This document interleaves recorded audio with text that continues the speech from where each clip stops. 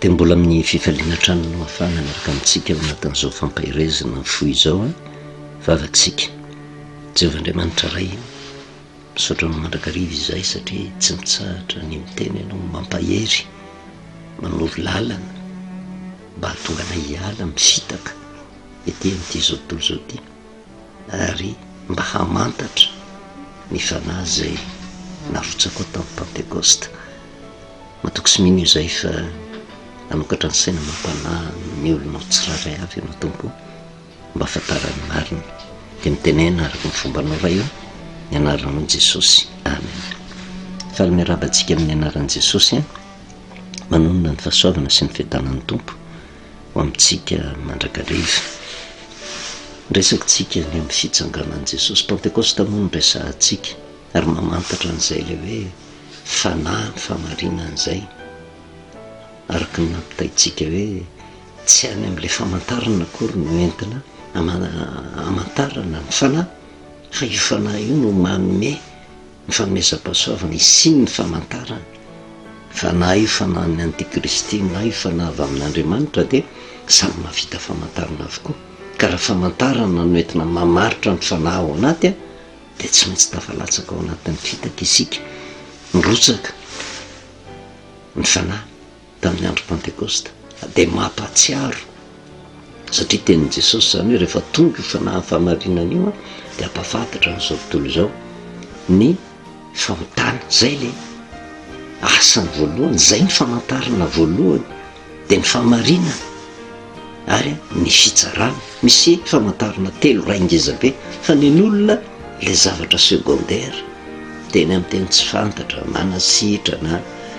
zany tsy maintsy misy zany fa tsy zay akory no andeha eo indraindrainy fa le fanahy ka raha raisitsika le famantarana voalohany dia tena fanahy ny fanetretena satria raha vao mirotsaka ao anatin'ny olona ny fanahy dia mahazo hery izy ary ny hery voalohany ananany dia ny fiekeny fa meloko izy satria mampafantatra an'izao tontolo izao ny fahotana zao tontolo izao tsy afaka ilazitsika hoe anka ny olona tsy mivavaka fa tafiditra ao daholo ny kristianina rehetrarehetra izay nandray ny fanahy masina. Ka raha vao ao amintsika ny fanahy masin'Andriamanitra ny zavatra tokony ataontsika dia ny fibaboana eo anatrehan'Andriamanitra satria tsy mino azy tsika, tsy mino azy. Rehefa nitsangana Jesosy dia hitantsika le dinika ny fanaovany tamin'ny mpianatra teny an-dalana dia nanokatra ny saindreo izy osy ka nanomboka ny tantara ny teny rehetra eo amin'ny 5:7 amin'ny loko toko 7 nanomboka hatramin'ny Mosesy sy ny mpaminany rehetra izy ka nanambara tamin'ny hevitry ny teny milaza azy eo amin'ny soratra masina. Nanomboka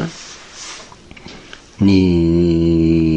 hatramin'ny Mosesy dia vao miresaka Mosesy ankehitrika dia jereo ny tantaran'i Mosesy antso nataon'Andriamanitra tamin'ny Mosesy mba hitondra fanafahana ho an'ny zanak'Israely hivoaka tao amin'ny tany Egypta ary niavaka indrindra teo amin'ny asan'ny Mosesy dia ny Pasika famonoana ny zanak'ondry tsy misy kilema tamin'ny 14 volana Nisana izay natonga antsika niresaka hoe io ny fiaingana 14 Nisana dia isao ny 20 andro aorinan'io fa 20 andro aoriana 14 Nisana fanahy ny fahamarinana no mirotsaka. Noho izany zany tsy maintsy ekena izay le Pasika 14 Nisana izay sy le Pasika fahafatesan'i Jesosy manaiky ny famonjena vitan'i Jesosy Kristy. Ny testamenta voalohany nefa tsy dia mbola hita taratra izay fiasan'ny fanahy izay araka ny resantsika satria variana fotsiny ny olona nahitan'i Jesosy. Le nofo faly amin'ny famantarana vitany, faly amin'ny fagakana vitany ary nafinaritra ny mpianatra niaraka tamin'i Jesosy satria nahitany voninahitra hoe anka ny Jesosy nay dia Jesosy mahavita zava-mahagaga. Fa rehefa tonga tamin'ny vanim-potoana nampijaliana ny samboriny Jesosy, Petera le lohany indrindra ny voalohany tsoka tsy jerevantsika Jodasy izay namadika azy. Ary rehefa maty Jesosy Kristy any amin'ny filazantsara zany kivy daholo ny apôstôly rehetra. Ka rehefa nahita andry Petera lasa niverina nanarato inona ny zavatra mitrany zay koa mba hanaraka anao zany hoe niala le finoany mbola nikatona ny sainy tsy tsapany ny afatra rehetra nampitainy jesosy kanefa jesosy hoe rehefa tonga ny fanahany fahamarinana io any amin'ny Jaona toko 4:12 zay fa ndresahantsika mimpananatra ozy de ny andininy fa 19 fa mimpananatra ozy de midikan'le mpananatra mpanampy mpampahery na solovavy io le manazava-tsaina misy fotoana ary iteneny hoe fanahy fahazava-tsaina manokatra ny saina mampanahy ny olona atakatra ny soratra masina de ary amin'ny 19 fa ny mpananatra ozy de ny fanahy masina zay raha ndray amin'ny anarako izy no ampianatra anareo ny zavatra rehetra sy ampatsiaro anareo ny zavatra rehetra zay nolazaiko taminareo nambaranke zany natongavany de ho an'izao tontolo zao fa tsy azony inona ny antony zao fahafatesan'izao fa rehefa maty Jesosy Kristy de hitsantsika le teny mpianatra hoe neverinay fa izy namonjy ny zanak'Israely kanjo maty izy kanefa verevitra zay fa ohatrany hoe nitsangana izy kanefa Jesosy tsy nanameloka azy fa niseho indray izy tamin'ny mpianatra rehefa lasa reo le lehilahy anankaroa zay niresaka tamin'i Jesosy ny teny tamin'ny mpianatra de niseho tonga teo voan'ny mpianatra ary io no isotomantsika lesona satria mamantatra tsika le fanahy fahamarinana ny 4:20 amin'ny Luka toko 4:20 de ho izy taminy zao ny teniko zay nolazaiko taminareo fombola tao aminareo fa tsy maintsy ho tanteraka zay rehetra nanoratana teo amin'ny lalàn'ny Mosesy sy ny mpaminany ary ny salama mba moa tao amin'ny bokin'ny Mosesy de nisy filazana mazava hoe Jesosy ho faty fa tao anatin'ny zava-miafina ny famonoana ny zanak'ondry tsy misy klema tamin'ny 4:20 volana anisany zay no nentina mba hanakarana ny tombambidy ny famonjena sy ny fanafahana natao noho ny fahafatesan'le zanak'ondry nofony nohanina ndrana tetina tamin'ny tatam-baravarana sy ny tolam-baravarana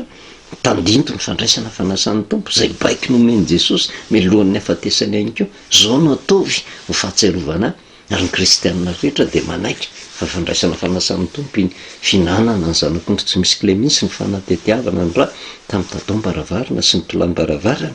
ary zay ny fototro ny fahafahan'ny zanak'Israely tao amin'ny bokin'ny Mosesy de tsy maintsy ho tanteraka zay rehetra nanoratana ka raha ny vonoana ny zanak'ondry tsy misy klema tsy maintsy ho faty izy ary nambarana mazava tsara tamin'ny mpianatra izy tsy maintsy ampijaliana ny zanak'olona ozy atolotra hoesoa ho latsaina fa hitsangana izy amin'ny andro fahatelo fa tena tsy tao an-tsain'ireo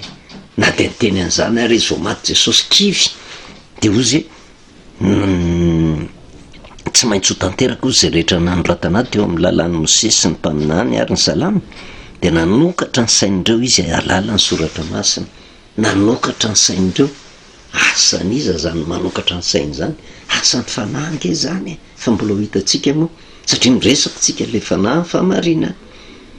nanokatra ny sain'ireo satria mikatona tsy mbola fatany hoe rehefa tonga io fanahy masina io de inona zavatra mitranga ampafantatra n'izao tontolo zao ny fahotany fa nateto ary nanokatra ny sainy alala ny soratra masina mba ho tsapa am'reto mpianatra reto ny fahotany nareo le tsy mino hoe tena zangy le Andriamanitra tonga nofy za efa nyteny taminareo fa ho faty ahy hitoetra atelonandro sy atelonalina ambany tany hitsangana fa rehefa maty nefa izy de zao very ny finoany reto zay le fahotany satria ny hoe ampafantatra n'izao tontolo zao ny fahotana satria tsy mino ahy izy ozy zany hoe tsy mino Andriamanitra ny Jesosy kanefa zay finoana Andriamanitra ny Jesosy zay de fanekena fa io Andriamanitra io midina tety amin'ity zao tontolo zao ty ny tafinofo de nanameloka ny nofo ota teo amin'ny hazo fijaliana zay ny mission mitondra famonjena an'izao tontolo zao nandrotsaka ny rany ny fahamarina ozy satria tsy mahita itsony nareo fa za makany amin'ray zany hoe miverina eo Andriamanitra feno azy Jesosy ary ny fitsarana satria ny andrina n'izao tontolo zao de efa voatsara fataperan'ity zao tontolo zao ty sy ny fahareseny ny ratsy zay le nandresahany ny 15 aroa izy taminy zany no voasoratra sy fa Kristy hiaritra ka hitsangana amin'ny maty amin'ny andro fahatelo ary mba hotoriana amin'ny anarany fibebahana sy ny famelan-keloka amin'ny firenena rehetra manomboka eto Jerosalema ary ianareo ny vavolombeloko zany ozy ary indro izao mampitondra ny teny fikasany raiko anareo fa mitoera ao tanàna mandra-panafiana hery amin'ny hery avy any amin'ny avy io hery avy any amin'ny avy io le fanazy arotsaka fa teto mbola mahita an' Jesosy izy mbola tena tsy ho tsara mbola tsy fantany de asan'ny fanahy fa rehefa miditra ao anatin'ny olona ny fanahy inona ny tokony aterany de nambaran' Jesosy de melona efa rehefa tonga io hery io de zao notoriana ny fibebahana sy ny famelan-keloka de mandeha tsika any amin'ny asan'ny apôstôly toko faharoa inona tokoa ny zavatra mitranga tao rehefa nirotsaka ny fanahin'Andriamanitra de tsy mampaninona fa resahantsika ny andiny voalohany ka hatramin'ny fahaefatra satria nikatotrano izy zay le afatra Jesosy hoe mitoera eto Jerosalema aloha satria nisy fanenjehana tamin'izany zay mpianatra zay nanaradian'i Jesosy natahotra tsy sa mitory kina moa nitoriana eo satria mbola nikatona ny saina ny aty amin'ny andiny voalohany ka hatramin'ny fahaefatra no tonga ny andro Pentekosty de teo amin'ny fitoerana ray izy rehetra ary nisy feo tonga tapoka avy tany an-danitra toy ny rivotra mahery mifofofofo nanenika letrany miangonana misy lehilahy maro mitarehana afiny seho taminy zay nizarazara ozy nipetraka tamin'izy rehetra isan'olona ary samy ny feno ny fanahy masina izy rehetra ka de niteny tamin'ny fiteny maro samihafa araka ny nampitenena ny fanahy masina azy ary nanomboka hatreo zany tanteraka le tenin'i Jesosy afatra napetrany tamin'ny apôstôly tamin'ny sy ny mpianatra tany amin'ny Luka toko fahaefatra amby roapolo rehefa tonga io hery zay irahandray amin'ny anarany io izy de hotoriana ny 15 amin'ny Luka toko fahaefatra amby roapolo hotoriana amin'ny anarany ny fibebahana sy ny famelan-keloka amin'ny firenena rehetra manomboka eto Jerosalema asa raha azontsika zany hoe rehefa mirotsaka io fanahy io hotoriana ny fibebahana sy ny famelan-keloka fa tsy hotoriana ny fitenen'ny teny tsy fantatra tsy hotoriana ny fahagagana tsy hotoriana reny zavatra manaraka fotsiny fa io no mahamaika ny olona satria manaitra mahasarika olona fa mitory hoe tena tonga ny fanahy masina hitory fibebahana zany tsy mahazo olona amin'izany ianao kanefa zay ny marina de rehefa nirotsaka io de lasa ireo no mitory de jereo le fitoriana nataony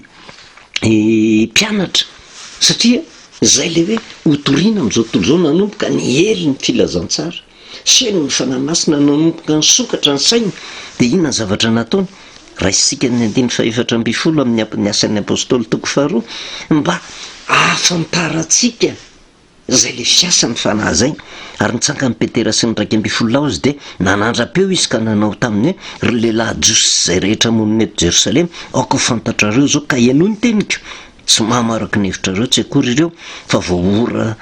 fahatelo ihany izao andro zao fa zao le nampilazaina ny joelam-paminany hoe amin'ny andro farany hoy Andriamanitra nandatsahako ny fanahiko amin'ny nofo rehetra ny zanakareo lahy sy ny zanakareo vavy aminany zatovinareo ahita fahitana lay antitrareo amin'ny nofy ary ny mpanompoka nalana vavy de andatsahako ny fanahiko amin'izany andro zany ka de aminany izy ary anisy fahagagana eny amin'ny lanitra ambony sy famantarana amin'ny tany ambany de raha sy avo ary zavo misetroka masoandro ampidiana ho aizina ary ny volana ho ra alohan'ny atongavan'ny andron'i Jehova de lay sady lehibe ny malaza ary nazovina no iantso ny anaran'i Jehova de hovonjena io ny fametinana ny fitoriana ny filazantsara zay milaza fa akaiky ny farany raha miresaka ny hoe masoandro ampidiana ho aizina de ny Matio toko 7:20 ary zava-miafina goavana ny zavatra aseho zay manambara ny fataperany ty zao tontolo zao ty inona ny tokony atao raha ho tapitra ty zao tontolo zao ty tsy andeha ka tena any am'le zavatra manaitra mahasarika fa tokony ho tonga ny fibebahana sy andray ny famelan-keloka rehefa tonga ny fanahy masina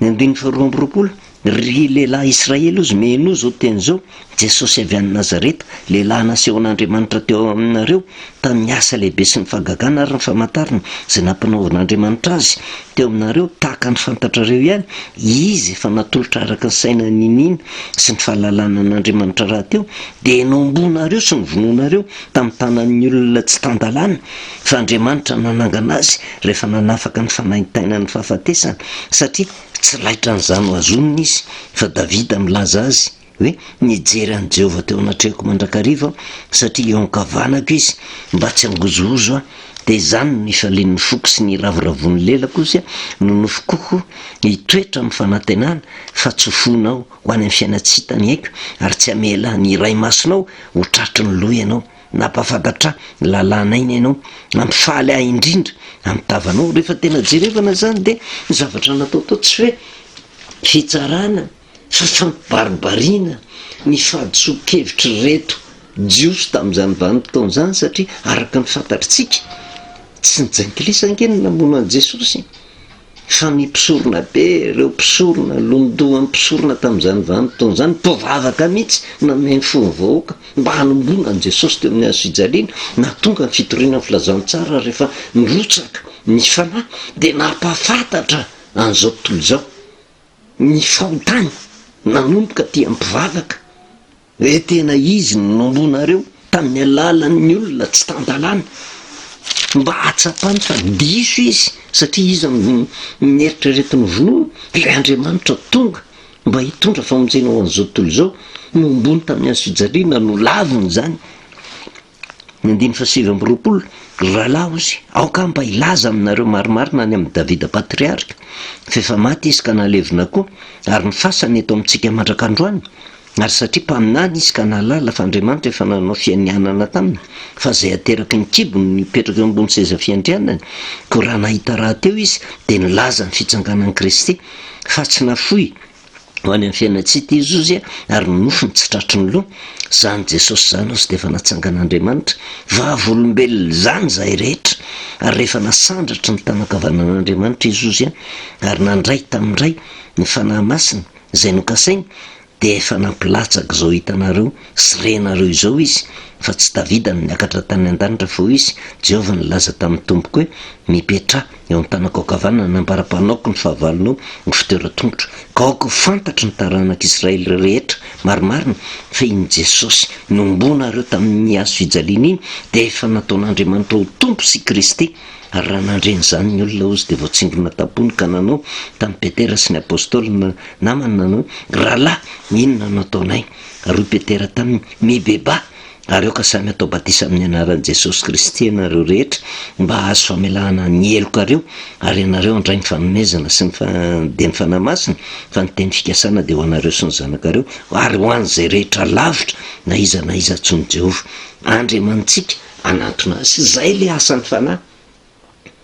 tsy nirehare reto fa mahainy ny olona dia le hoe rehefa nirotsaka ny fanahy dia niteny tamin'ny fiteny maro samihafa araka ny nampitenena ny fanahy masina azy dia adika n'le fiteny amin'ny teny tsy fantatra dia raha vao tsy miteny amin'ny teny tsy fantatra dia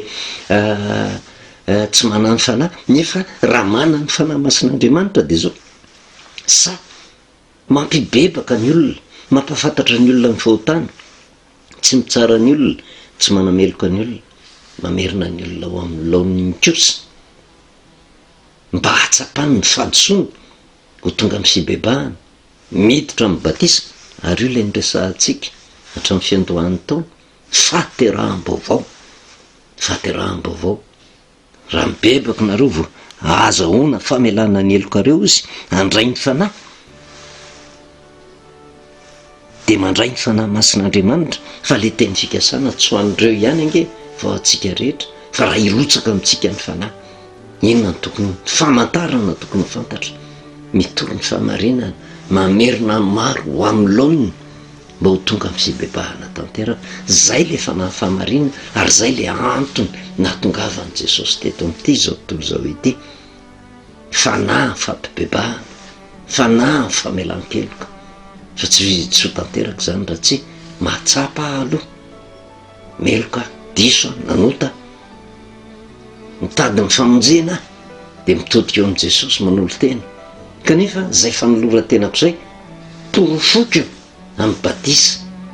de tahaka ny zanak'israely ihany nandray ny fanasan'ny tompo nyapita amin'ny ranomasina mena zay fa hitatsika tao anatin'ny fampaherezana teto de hitatsika fa milesona ange ny fanampy manokatra ny saina mampanahy ary zay fanokafana ny saina mampanahy zay tsy asan'olombelona fa asan'ny fanahy de inona ny tokony ataotsika mangatahany io fanahy fahamarinana io fa io fanahy fahamarinana io koa mbola hatreto zay ny asany aloha fa izy io de zay indray no valintsika amin'ny manaraka voninahitro an'Andriamanitra rery ihany fa afaka isika misaotra anao Jehovandriamanitra ray nampahafantatra anay ny tena asan'ny fanahy tahaka ny nandrotsahanao ilay hery nambaran'i Jesosy Kristy nirahanao tamin'ny anarany nidrotsaka tamin'reto apôstôly reto ka sa nitory tamin'ny fiteny maro ary nanindrona ny fonony ao ka nitady ny fomba azahoam-pamonjena kanefa tsy le andraikitra hoe may te hitory izay fa zany fanahy sy anao rotsako zany mba ahatonga fibebahana ao anay isam-batan'olona de mahatoky sy mino fa maro am'izay mandre mirotsahany fanahy saotra indrindra ray amin'ny anaranao Jesosy amen. Manao velomantsika amin'ny anaran'i Jesosy anonona ny fahasoavana sy ny fitanan'ny tompo amintsika mandrakariva.